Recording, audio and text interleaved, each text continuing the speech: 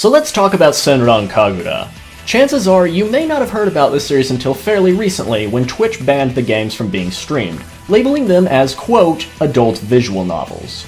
Truth be told, these are actually a series of hack-and-slash games with all the flair and kick-assery you'd expect from this genre. And in an effort to beat back the Scarlet Letter the series has been given, let's talk about one of the series' fan-favorite characters. I'm the Kitsune Hawk, and today we'll be taking a look at the third-year student of the Gessen Girls Academy and leader of its elite shinobi group, Yumi. So get out your pencils, trivia enthusiasts, because this is character development.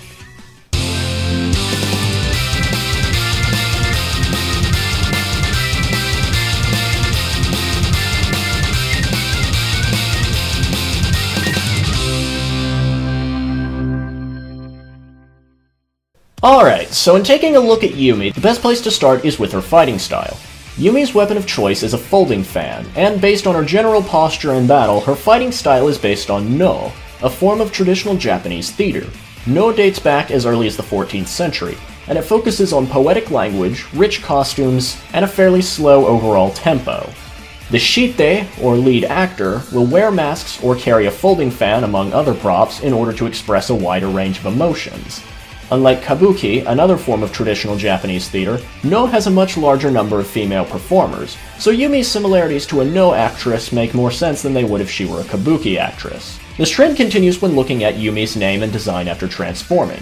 You see, a common subject of No plays is folklore and spirits, and one of the many roles a shite can play is that of a spirit, or yokai, as they're so commonly known. Yumi's name translates as Snowy Spring, immediately sounding similar in sound and meaning to the Yuki Onna, a type of yokai whose name translates as Snow Woman. Yuki Onna manifests from the bitter cold and into the form of a human woman, often wearing a furisode-style kimono, and having pale skin and piercing eye colors. Just looking at Yumi's transformed state, she has the kimono and piercing eyes down perfectly. For the details from the Yuki Onna that Yumi borrows from are their rather obvious manipulation of ice, though Yumi also adds manipulation of the wind, allowing her to glide across the ground. Many tales of the Yuki Onna state that they glide across the snow without leaving footprints. Sound familiar? Yumi may also tie in with another type of yokai, that being the Jorogumo, a type of spider that assumes the form of a beautiful human woman in order to seduce and devour men.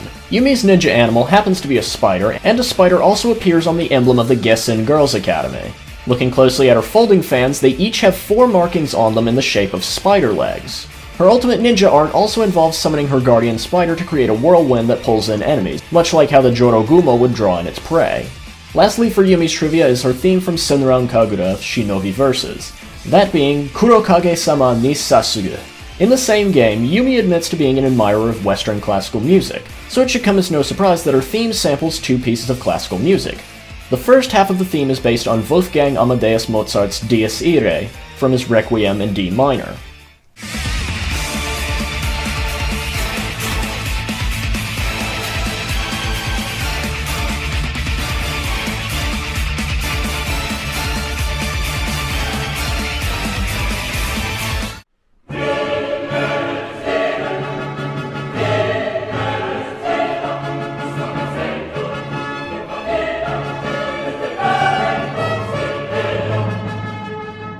And the second half is based on Ludwig van Beethoven's Pathetique Sonata third movement.